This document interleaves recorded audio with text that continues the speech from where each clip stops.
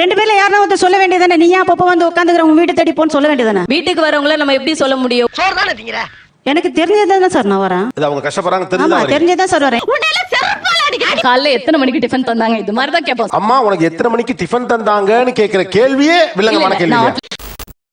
ஏன் மாமியார் வீட்டுல நடக்கிற விஷயத்தை அதை தெரிஞ்சுக்க உனக்கு ரைட்ஸ் இருக்கு. உங்க அம்மா அப்பாக்கு உன் கூட பிறந்தவங்களுக்கு என்ன ரைட்ஸ் இருக்கு? 25 வருஷம் எங்களுடைய டேஸ்ட் பிரகாரம் இப்ப நீங்க உங்க வீட்டுக்கு சமைக்கவில்லை, வாழ வந்திருக்கேன். அப்ப எங்களுக்கு பிறந்த வீட்லயே உரிமை இல்ல, புகுந்த வீட்லயே உரிமை இல்லையா? உங்க பிறந்த வீட்டுல உரிமை இல்ல, அதுக்கு நானா பொறுப்பு?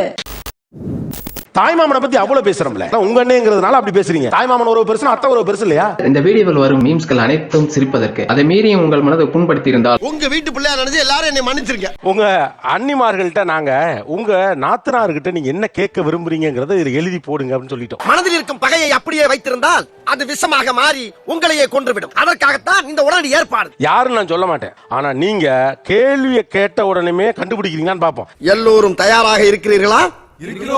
முதல்ல நம்ம ஓபன் பண்ணுவோம். நான் உங்களை பாத்துக்கிறேன், ஆனா நீங்க ஏன் என்ன ஒரு பொண்ணா கூட பார்க்க மாட்டேங்கிறீங்க? எனக்கு அவ்வளவு ஆத்திரம் வருது.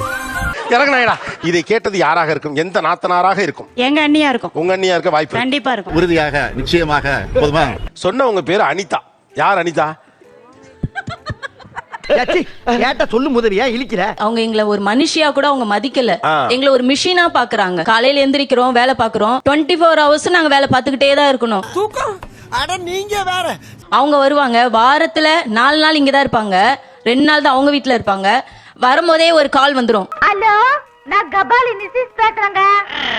நான் வர, எனக்கு இதெல்லாம் ரெடியா இருக்கணும், டீ ரெடியா இருக்கணும், காஃபி ரெடியா இருக்கணும், டிஃபன் ரெடியா இருக்கணும், எல்லாம் இருக்கணும். நம்ம வேலைக்கு போகும்போது எல்லாம் ரெடி பண்ணி வச்சுட்டு நம்ம கிளம்பணும். போய் உள்ள கொழுப்பு கறி எடுத்துட்டு வந்து ஆயில் இல்லாம இஞ்சி தட்டி போட்டு குழம்பு வையே. சார் அதுக்கு தானே சார் மருமக? நம்ம வரும்போது செஞ்சு கொடுக்கறதுக்கு தானே சார் வீட்டுல மருமகன்னு ஒருத்தி வச்சிருக்கிறது. அப்புறம் எதுக்கு சார்? அதெல்லாம் கேட்க கூடாது, ரொம்ப தப்பு. கணவரை தான் சார் கல்யாணம் பண்ணிட்டு வந்தேன், அவங்களும் சேர்த்து கல்யாணம் பண்ணல. நாத்தனாருக்கும் ஒரு குடும்பம் இருக்குல்ல. வீட்டுக்கார மட்டும் கிளம்ப, நாத்தனார்லாம் எங்க சார் போறது? நடுரோட்ல போய் நின்னு லாரி வரும், மேலே ஏத்துனா போ. ஓகேப்பா. அவங்க குடும்பத்தையும் அவங்க பார்க்கணும்ல, அதை ஏன் பார்க்க மாட்டாங்க? நீங்க 4 நாள் என் அம்மா வீட்டுக்கு வரீங்கன்னு கேக்குறாங்க. சார் நான் வரலன்னு சொன்னா கூட எங்க அண்ணன் விட மாட்டான் சார். நான் தான் அன்னைக்கே உன்னை இங்க வரக்கூடாதுன்னு சொன்னல, எதுக்கு வந்தேன்? எங்க வீட்டுக்காரர் எப்படி சார் கூப்பிடுவாரு?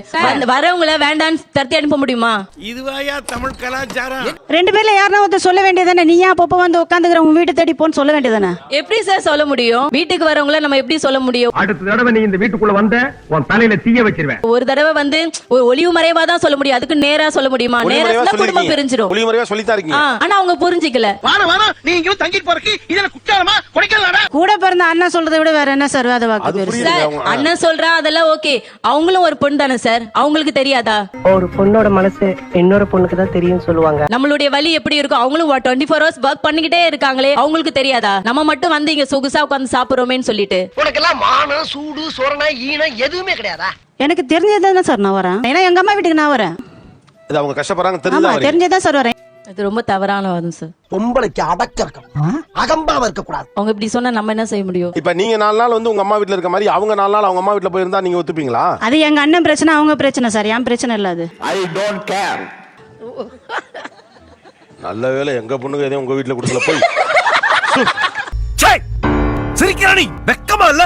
அப்ப நான் கேக்குற கேள்வி சரிதானே? இல்ல இது ரொம்ப சுமாரான கேள்விதான். சுமாரான கேள்விதான். இப்ப நீங்க கேட்டது நேரம் பேசினதை பார்த்தா நீங்க இவ்வளவு சுமாரா கேட்க வேண்டியது இல்ல. விஷம் குடிச்சு சாகலாம் இல்ல தூக்குல தொங்கலாம். நீங்க என்ன சொன்னீங்க? நாசூக்கா இவங்க வந்து போறது சிரமமா இருக்குங்கிறத எப்படி நாசூக்கா சொன்னீங்க? ஓசில சாப்பிடுறதுக்கு சாக்கடையில வந்து சாவலாம். சார் எனக்கு உடம்பு முடியலன்னு சொல்ல முடியும், உடம்பு முடியல நான் படுக்க முடியும். சரி உடம்பு முடியலன்னு படுத்துருக்கோமே, அப்பயும் வந்து அவங்க அட்ஜஸ்ட் பண்ண மாட்டாங்க. இறக்கம் இல்லையா உனக்கு? வேணாம். அப்பயும் நம்ம திட்டிக்கிட்டே தான் நம்ம ஏதாவது ஒண்ணு செய்வோம், பாத்திரத்தை தூக்கி போடுவோம், கோவத்தை வந்து பிள்ளைங்க மேல காட்டுவோம். ஆனாலும் அதை அவங்க புரிஞ்சுக்க மாட்டாங்க. நல்ல குடும்பத்துல பிறந்தவன் எவனும் ஓசில சாப்பிட மாட்டான். இதை விட என்ன உங்களுக்கு இண்டிகேஷன் வேணும்? நான் அதெல்லாம் கண்டுக்க மாட்டேன் சார். நான் அதெல்லாம் கண்டுக்க மாட்டேன். நீங்க பாத்திரத்தை உடைச்சா கூட நான் கண்டுக்க மாட்டேன். மொத்தத்துல அவ கேடி இல்லடா, 1ஆம் நம்பர் கேடிங்க. எனக்குமே என்ன பண்றதுன்னு தெரியல. ஆனா உங்களுக்கு உங்க நாத்தனாட்ட என்ன சொல்லணும்னு நீங்க நினைக்கிறீங்க? அதை கூட சொல்லிருங்க ஸ்ட்ரைட்டா. என்ன வந்து ஒரு மனுஷியா பாருங்க. எனக்கும் வந்து எல்லா சந்தோஷம் துக்கம் எல்லாமே இருக்கு. எனக்கும் என்ன மனுஷியா பாருங்க, அவ்வளவுதான் நான் சொல்லுவேன். அப்புறம் இன்னொன்னு, இதோட நம்ம சங்காத்தத்தை முடிச்சுக்கிறோம். ஓகே, நான் அடுத்த கேள்விக்கு வர்றேன். ஏன் என் குடும்ப விஷயத்தில் தலையிடுகிறீர்கள்? வாங்க, உங்க மனசுல இருக்கிறதெல்லாம் வந்து கொட்டுங்க. ஒருத்தர் ஒண்ணுமே ரியாக்ட் பண்ணல, அதுக்குள்ள எந்திரிச்சிட்டீங்க. பாருங்க, சங்கீதான் இருக்கும் அதுல. சங்கீதா சங்கூதர வயசுல சங்கீதா. எங்களால முடிஞ்ச அளவுக்கு என்னென்ன பண்ணணுமோ ஒரு தாய் வீட்டுல இருந்து என்ன செய்யணுமோ எல்லாம் நான் செய்யறோமே. இருந்தாலும் இது செய்யல அதை செய்யல நீங்க என்ன சொன்னீங்களோ அவங்க அதை வந்து பிரச்சனை. வரும்போது பூனை மாதிரி வர்றாளுங்க, அப்புறம் வேலையை காட்ட ஆரம்பிச்சிடறாளுங்க. நாங்க கொடுத்தாங்களா சொல்லல சார், ஆனா எங்க அண்ணனை பார்த்தா சொல்லுவோம், இன்னும் கொஞ்சம் நல்லா கட்டி கொடுத்துருக்கலாம், பாழ்கணத்துல தூக்கி தள்ளி விட்டுட்டீங்க அப்படின்னு சொல்லத்தான் சொல்லுவோம். அது நடந்து முடிந்த கதை தொடங்கிய பிரச்சனைக்கு வரும். அது எங்களுடைய ஆதங்கத்தை எங்க அண்ணன் கிட்டயும் எங்க அம்மா கிட்டயும் சொல்லத்தானே சார் செய்வோம். அன்னிகிட்டே பேசலாமே, அதையே நீங்க அம்மா கிட்ட கொண்டு போய் வேற இடத்துக்கு கொண்டு போய் எதுக்குன்னு? இதெல்லாம் எங்களுக்குள்ள ஒரு என்டர்டைன்மெண்ட்டுங்க. அம்மா கிட்டயும் அண்ணா கிட்டயும் பேசுற மாதிரி அண்ணிகிட்ட பேசணும்னு தோணல அப்படின்னு சொன்னா எங்க வீட்டுக்காரங்க சரி மாமியார் சரி எப்படி உங்களுக்கு செய்யறதுக்கு எனக்கு மனசு வரும். அவனுக்கு நம்ம கிட்டே காசு பணத்தை வாங்கிக்கிறாங்க, அப்புறம் நம்மளே கேவலமா வச்சு நம்ம வீட்டுல இருந்துக்கிறாங்க. அதானே அண்ணன் செஞ்சிருவாங்கிற நம்பிக்கை தான். ஆக்சுவலா இந்த பக்கத்துல என்ன சிக்கல் இருக்குன்னா, நீங்க உங்க செய்யறது எல்லாமே எங்க அண்ணன் செய்யறாருன்னு நினைக்கிறீங்க இல்லையா? ஆனா அது அண்ணனும் அண்ணியும் சேர்ந்துதான் செய்யறாங்க, அவங்களுக்கும் அதுல பங்கு இருக்கு அப்படின்னு நீங்க நினைக்கிறதே இல்ல. ஆமா, மறந்தே போச்சுடா. அதுதான் சரி கஷ்டமா இருக்கு எங்களுக்கு. மத்தபடி ஒண்ணு இல்ல, நீங்க வாங்க போங்க எல்லாம் ஒண்ணு செய்யுங்க. நாங்க என்ன சொல்ல போறோம், உங்க வீட்டுக்கு நீங்க வரீங்க நீங்க போறீங்க, உங்களுக்கு இல்லாத உரிமையா? என் மேல உனக்கு இவ்வளவு பாசமாடா? ஆமா மாஸ்டர். சார் ஊம குசும வேலை தான் சார் பாக்குறாங்க. என்னன்னா போன் பண்றாங்க, நீ உன் பிரச்சனை என்னமோ அதை மட்டும் சொல்லிட்டு போக வேண்டியதானே. சும்மா இங்க தேவையில்லாத வேலையெல்லாம் பேசிட்டு கூடாது, ஒழுங்கா இருக்கணும். வயசானவங்க அவங்க குடும்பத்து பிரச்சனையை அண்ணன்ட்ட சொன்னா கஷ்டப்படுவாங்களோன்ட்டு எங்கள்கிட்ட சொல்றாங்க. அவங்கள நாங்க இது போய் சார் ஒரே நிமிஷம், ஒரு ஆர்டரா ஃப்ளோவா போய்கிட்டு இருக்குல்ல. இவங்க போய் மாமியார் போய் அவங்க கிட்ட சொல்றது கிடையாது, அவங்க வந்து இவங்க வாயை புடுங்குறாங்க. இது உனக்கு தெரிஞ்சு போச்சா? எங்க வீட்ல ஒரு மாசத்துக்கோ ஒரு வாரத்துக்கோ என்னென்ன நடக்க போங்கிற ஃபுல் அப்டேட் எனக்கு தெரியறதுக்கு முன்னாடி அவங்களுக்கு தெரிஞ்சிடும். 9 o'clock அங்க போறோம், 10 o'clock இங்க போறோம். சார் நாங்க ஒண்ணுமே கேட்க மாட்டோம் சார். காலைல எத்தனை மணிக்கு டிஃபன் தந்தாங்க இது மாதிரி தான் கேட்போம் சாதாரணமா. நார்மலா இந்த கேள்வி எப்படி கேட்பாங்கன்னா, அம்மா சாப்பிட்டீங்களான்னு கேட்பாங்க. அதானே உலக வழக்கம். அதை விட்டு அம்மா உனக்கு எத்தனை மணிக்கு டிஃபன் தந்தாங்கன்னு கேட்கிற கேள்வியே வில்லங்கமான கேள்வி. கரெக்ட், நியாயமான பேச்சுப்பா.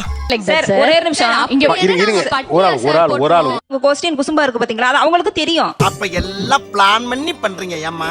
எங்க வீட்ல நாங்க எப்ப சாப்பிடுறோம், எப்ப குளிக்கிறோம், எப்ப தூங்குறோம், எங்க போறோம், என்ன வாங்குறோம், எல்லா அப்டேட்ஸும் அவங்களுக்கு தெரியும். எதுக்கு சார் அவங்க தெரிஞ்சு வச்சுக்கணும்? இவ்வளவு கேவலப்பட்ட ஒரு பொழப்பு தேவையா? எங்க அண்ணன் ஹீரோ, நீ ஹீரோ, என்னால அதே இல்ல. எங்களுக்கும் எல்லாருக்கும் ஒரு வாய்ப்பு கொடுங்க. சான்ஸே கிடையாது. உங்களுக்கு உரிமை வந்ததுக்கு அப்புறம் எங்களுக்கே உரிமை கம்மி ஆயிடுது நீங்க நினைக்கிறீங்க?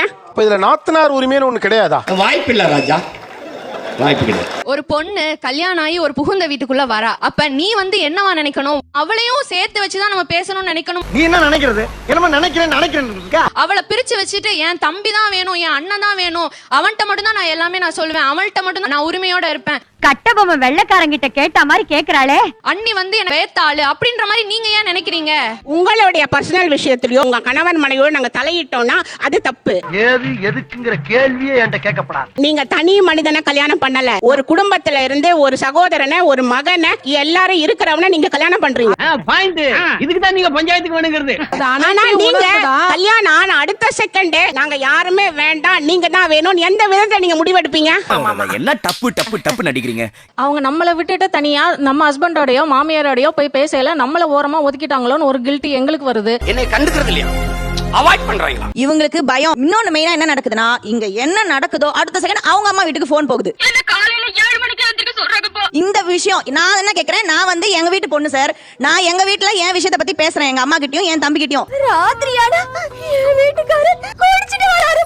ஏன் மாமியார் வீட்டுல நடக்கிற விஷயத்த எங்க அம்மா கிட்ட தம்பி கிட்ட பேசுறதுக்கு எனக்கு ரைட்ஸ் இருக்கு, அதை தெரிஞ்சுக்க உனக்கு ரைட்ஸ் இருக்கு. உங்க அம்மா அப்பாக்கு உன் கூட பிறந்தவங்களுக்கு என்ன ரைட்ஸ் இருக்கு, நீ அதை சொல்றாங்க?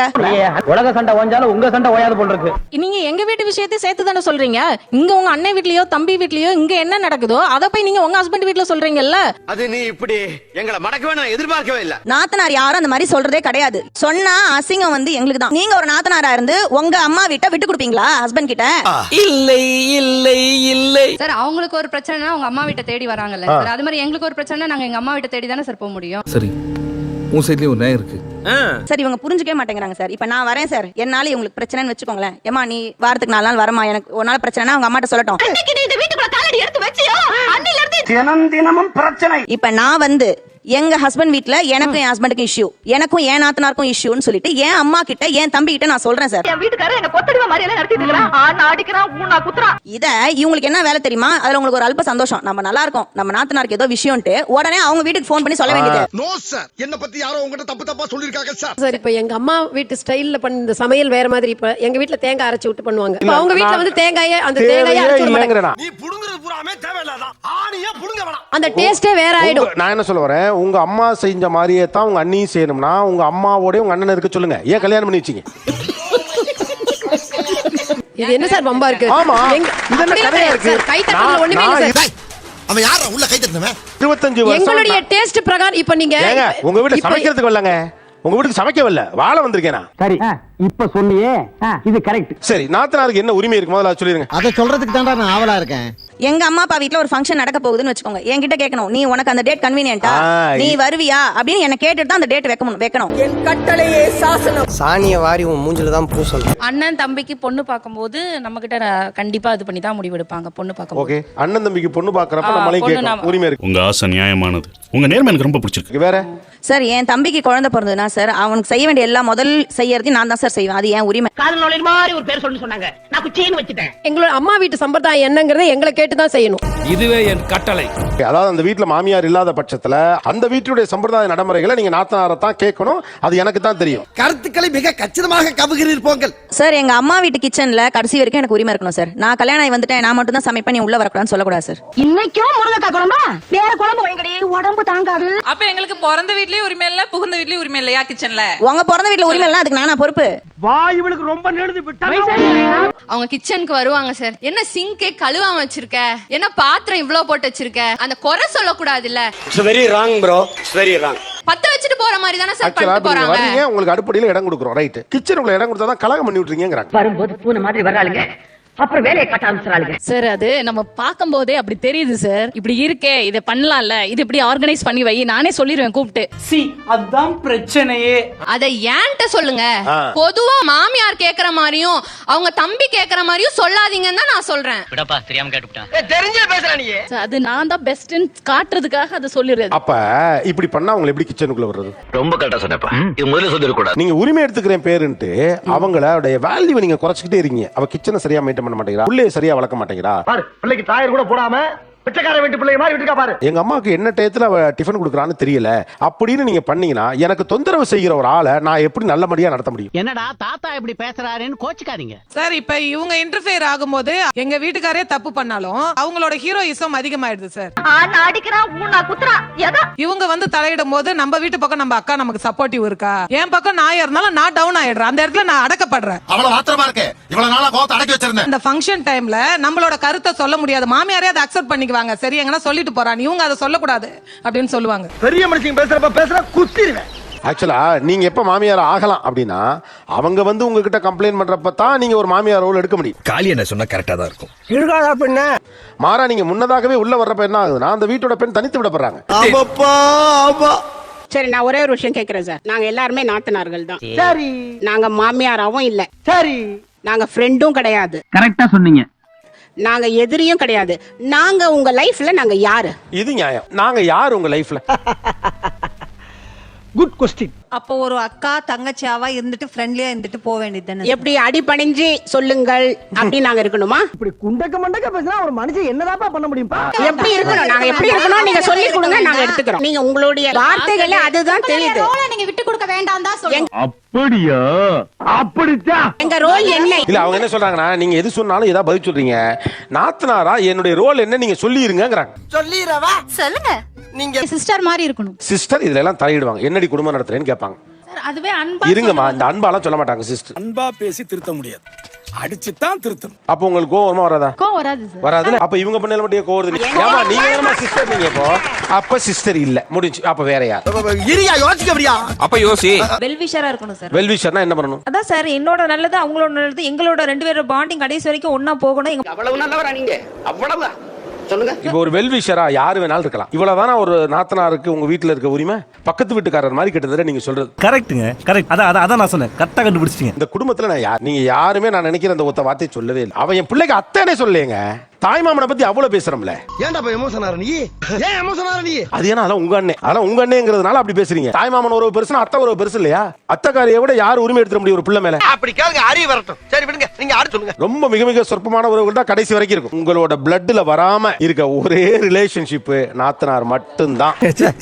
ரொம்ப உங்களுக்கு எங்கெல்லாம் பயமா இருக்கு? நான் என்னை ரொம்ப நமத்தி போயிடுறாங்களோ, ரொம்ப டிட்டாச் பண்ணி என் அண்ணன் குடும்பத்துல என்னை பிரிச்சுறாங்களோன்னு எங்கெல்லாம் பயம் வருது உங்களுக்கு? சொன்னா தீத்துற போறியா? என்னால முடிஞ்சதை செய்யறேன், சொல்லுங்க. எங்களே பிடிக்கல, அப்ப எங்க பிள்ளைய எப்படி ஏத்துப்பாங்க? ஹாய் பைலே போயிருமோ அப்படின்னு தோணுது. இந்த உறவு நீடிக்குமான ஒரு டவுட்லயே இருக்க வேண்டியதா இருக்கு. விட்டு கொடுக்குறவியா உள்ள விட்டீங்களா? நல்லா இருக்கணும்யா. யாருக்கெல்லாம் உள்ளுக்குள்ள பயமா இருக்கு? இந்த குடும்பத்துல என்ன பிரிச்சுக்கிட்டே போறாங்களே அப்படின்னு உள்ளுக்குள்ள யாருக்கெல்லாம் பயமா இருக்கு? யாரா இருக்கீங்களா?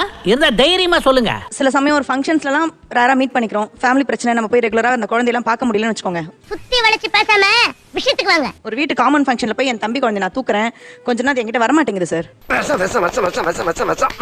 நாத்தனாரோளும் தராம வீட்டுல இருந்து கொஞ்சம் விலக்கியே கொண்டு போற மாதிரி இருக்குது. என்ன பயத்தை தருகிறது? அந்த குடிமையை வாயாலே எப்படின்னே சொல்லுவேன். எல்லா உரிமையும் இல்லைன்னா எந்த உரிமைக்காக அந்த வீட்டுக்குள்ள போக?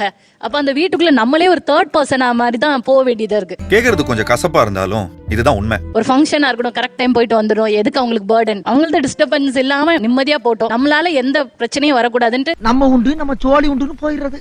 என்ன சொல்றது, மத்த ஃப்ரெண்ட்ஸ் வீட்டு கூட காமனா ஈஸியா போக முடியுது. இங்க போறதுக்கு கொஞ்சம் கஷ்டமா இருக்கு. ஏதா நினைச்சிருவாங்களோ, டிஸ்டர்பன்ஸா இருக்குமோ. அதெல்லாம் அட்ஜஸ்ட் பண்ணிக்க மாமா. அப்படி இப்படி இருக்கத்தான் செய்யும். தேவையில்லை, நம்ம ஒதுங்கி நிப்போம் போதும். எங்கேயா கூப்பிட்டா போவோம், கூப்பிடலையா சைலண்டா கம்முன்னு இருந்துருவோம். இதுகளா பேசி இதுகளா முடிவு பண்ணிக்கிடுங்க. எங்க போய் முடிய போதும்? எல்லாமே ட்ரிக்கி பேஸ்டா இருக்கு. பிள்ளையெல்லாம் அப்படியே ஒரு பக்கமா நம்ம பக்கம் எடுக்கிறது, அம்மா பக்கம் வீடு மட்டும் சேர்க்கிறது. ஆமாம், அந்த விஷயத்தில் ஜாக்கிரதையாக நாங்கள் இருப்போம். ஆக்சுவலா ஒரு ரிலேஷன்ஷிப் அதோட யதார்த்தத்தோட செயல்படணுமே ஒழிய ட்ரிக்ல செயல்படக்கூடாது. நன்றி மக்களே, இந்த வீடியோ ஓரளவுக்கு எண்டுக்கு வந்துருந்துச்சு. அப்பாடா. நான் என்ன சொல்றேன்னா, இந்த வீடியோ உங்களுக்கு பிடிச்சிருந்துச்சுன்னா லைக் பண்ணுங்க, பிடிக்கலன்னா தயங்காம டிஸ்லைக் பண்ணுங்க. அந்த சப்ஸ்கிரைப் அடுத்து ஒரு அமேசிங் நீயான கண்ணல மீட் பண்ணலாம். பாய் பாய். நிகழ்ச்சியில் கலந்து கொண்ட அனைவருக்கும் கோபிநாத்தின் நெஞ்சார்ந்த நன்றிகள். மீண்டும் இன்னொரு சந்தர்ப்பத்தில் பேசலாம். நன்றி, வணக்கம்.